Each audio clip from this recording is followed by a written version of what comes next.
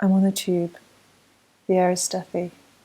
It moves beneath me, this train, which flies with me, flings me, my head so sick, with every movement. Here's my change. I need to rest my head, lie down. I see it, and collapse into its embrace. And so, with the frequency of my needs, do these resting points manifest across the city, creating space for and elevating the status of therapeutic practices of rest and relief. Accessibility in the city is an urgent question that must be addressed. Being around people, leaving the house, benefiting from the buzz of a public square or commercial centre, getting across town to visit friends on public transport. These are all fairly well understood examples of a good quality of life in the city. But for people who need either physical or sensorial rest breaks in between the buzz and hard-serviced chaos of the city, these aspects of public life are not accessible. The Chronic City Research Project functions as a departure point, aiming to use design as a tool to increase access to public life for people with chronic pain, while simultaneously using the needs as a lens through which better healing design practice might be created for all. To conduct the research, I formed a survey and through physical and online participation, found 12 people with chronic pain to take part in the study. The participants were asked 9 questions, from defining the acts of rest and relief to their favourite places and ideas on how the city needs to change to include them. For example, here is a piece of prose which combines participant responses to one question into a description of a place. If you want to be out and about, what physical environmental conditions would invite you to spend time in a place? This place has regular, comfortable, soft seating where people can put their feet up with good back support and people can feel safe to lie down. It is a quiet place with no background music or the humming of a machine, no echoing. It's not hectic, but calm. There aren't too many people here, so you can take your time. Those that are here are friendly. They do not judge your therapeutic acts. A small sign or app indicates where it is okay to stop and rest. It is a space that's free to use, regularly cleaned with fresh air and low natural lighting and natural scents. No fluorescent bulbs, flickering lights, strip lights or overhead glares. It is warm and safe, perhaps even lockable. The space has a sink, a place to plug in your heat pad with easy access to drinking water. There's lots of trees and green around. You can lie in the calm beside a wall, under a tree, or look at art. It is not exposed or obviously placed. The space is made up of natural materials with flat, smooth flooring for level access. The responses naturally situate themselves within 4 main spatial scales. The project speculates on how these responses might be turned into policy aims and what this might look like for the city, using the King's Cross area as a case study. The design strategy that has emerged identifies 4 typologies of intervention: comfort, to create and adapt regular comfortable seating; social, create fun and normative installations of rest in public spaces; private, create fully lockable outdoor rooms for sleep; and quiet, designate and identify spaces of rest and calm in the city via spatial mechanisms and found through an app. We start in the underground with the need for comfort either side of an arduous stretch. A journey of bad symptoms requires rest. Regular comfortable furniture slot into existing pockets of interstitial space. Protected with your back to 3 walls, soft curtains and cushions dampen the sonic peaks. A translucent material diffuses the bright strip fluorescent lights above. Your body is accommodated in different positions for relief. This space invites stillness in an otherwise gush of movement. Just 5 or 10 minutes here and then up the escalator, down a long corridor where rest stops bracket the tunnel. You hitch up to one cushioned crescent for a quick breather. Then on with the flow. This ergonomic furniture frequents the city timeline at 25-metre intervals, plugged into the in-between, a space to rest which tampers with sensorial overstimulation. You ascend up the lift. The lobby opens out onto a soft furnished living room of sorts, where you can sit or stretch protected from the passerby. No fresh air on the underground, but as you change tubes, a break in time, you can rise to the surface, to the outdoors. A domestic-scale walled garden carved into the vast station square, for deep breaths of oxygen. You smell jasmine and lavender, hear a fountain of water, an outdoor waiting room where others stretch their bodies back into equilibrium. Some are lying, sitting, feet supported, head supported, mind calmed. This is not a through route, but a dead end. for the dead time that labour of rest demands. Beside you lies 3 large windows, with more rest beyond.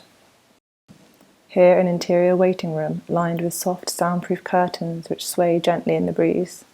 A floor of pale pink carpet designates this space of rest, just off a route in the station, along a line of soft daylight and fresh air, slotted with soft furnitures to lie, sit or stretch. At the centre carves a bed of tiles, some heated, some cool. You rest here for half an hour or so, and continue on your way, on your day ahead.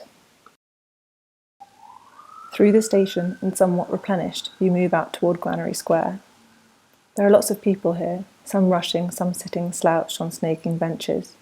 You ascend up a wide path where benches and bowls of greenery punctuate its central axis. You're in the square. It's busy, there's so much to see, so much energy in the air. You want to be here, but you need to lie down now and rest your head, before the pain gets too bad. You see under a lamppost some art installation. It looks like some playground for adults. A large macrame knotted structure hanging from the ridge, nestling the backs of the patient passerbys below. You approach and collapse your body into the soft weave. It gives and holds you. You're at a 45-degree angle or so. You look out to the square and watch its people go about their business. You see other small structures like this dotted around, on benches, beside walls. You wonder if everyone needs to lie down like you do, or if they just want to. Either way, you're glad they're here too. The act feels safer somehow, more accepted. You meet your friend for a coffee at the Caravan Cafe. It's lovely. After you've finished, you look at your phone, at the app of local resting places. It includes green and quiet spaces with decibel meter and live time. You see there are a few around here, but what you really need now is a sleep, maybe an hour or so, before you continue on. But to sleep, you really need to be safe, fully safe.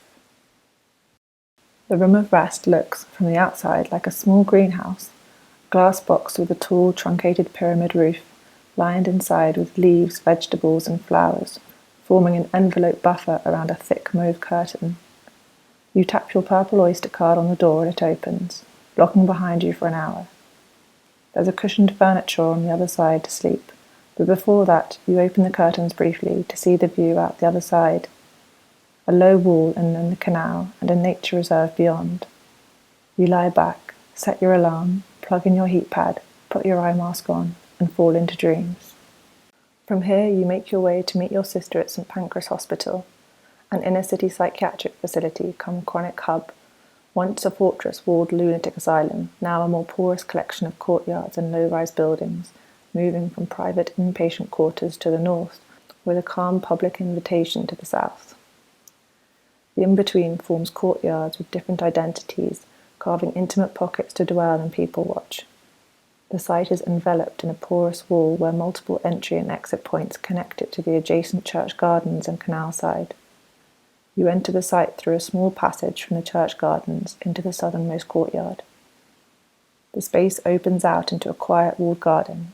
A body of water carves into the ground below you, sloping down toward it, a mossy plain with people lying at 30-degree angles. A platform juts out from one side with a small railing. A cacophony of shrubs, lavender, jasmine, trees, and grass buffers the edge of the water, speckled with seats and people playing chess. Beyond you see a large covered porch where people sit, head rested, heat pad plugged in outside a cafe. This building hosts a charity shop too, and a convenience store on the far end.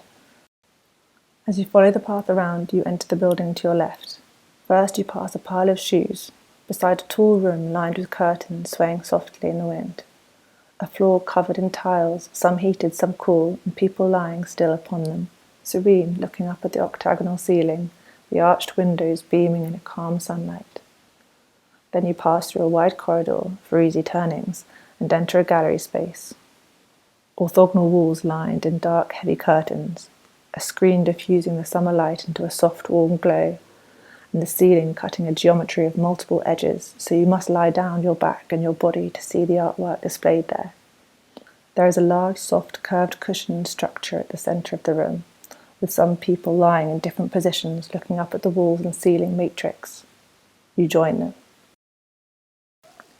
10 to 14% of the adult population in the UK has chronic pain classed as moderate to severely disabling. Among those aged 75 and above, 62% live with chronic pain. Provisions must be made for chronic accessibility and design. It is the spaces and environments of society that exclude us. We must carve spaces of rest and sensorial calm out of and into our cities. How can design be kind, fun, and enable access in ways it never has before?